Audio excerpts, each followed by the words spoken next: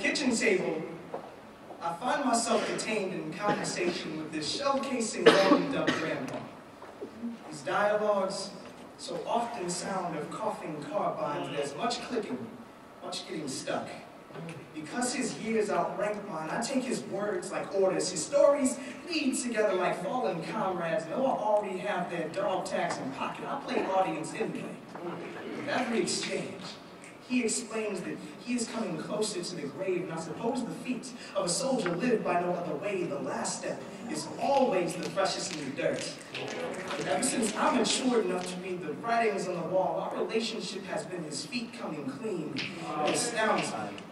It astounds you what 9 decades marching sounds, like it started groaning like dust bowl, wedding bells ringing amidst an air raid, radio signals with the receptions of racists. I'm told Grandpa was with the Signal Corps and France came back. Another black veteran with the signals crossed says the word nigger, as if he believes they actually existed.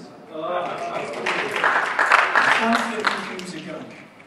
Used to wonder as a child if he ever killed someone in a name not his own. Never asked him. But eventually found out he pointed the barrel in that direction and felt my curiosity cool, because willingness is the only gunpowder any man ever needed.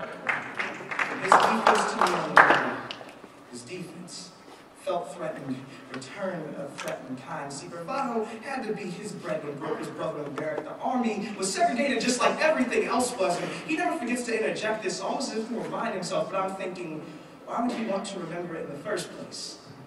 And I know Grandpa will probably deny belief in specters, but I've spectated his fists form, fully his thoughts of revenge inside empty rooms, and sometimes I wonder if his knuckles still know the cheekbone of his commanding officer, if it feels like justice, or simply feels just because pride creates honor. I'm unsure on which side of the ladder he was born. There are a few things I know with surety. I know that he hails from Louisiana.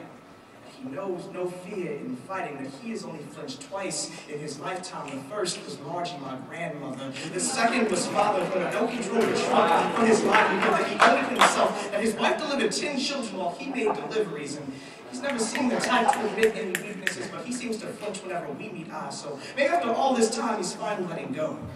Shakes my hand awkwardly whenever I leave his house, and I can tell his muscles aren't used to being in such compromising positions. I can relate to that. His head is hard as a helmet, just as his compensation. These purple hearts we carry. And when he fights without feeling first, and a fighter he is, so a feeler he must be, and no heart with cannons and cognac, complete at heart to be a carrier. And for that fact alone, I pen this anthem.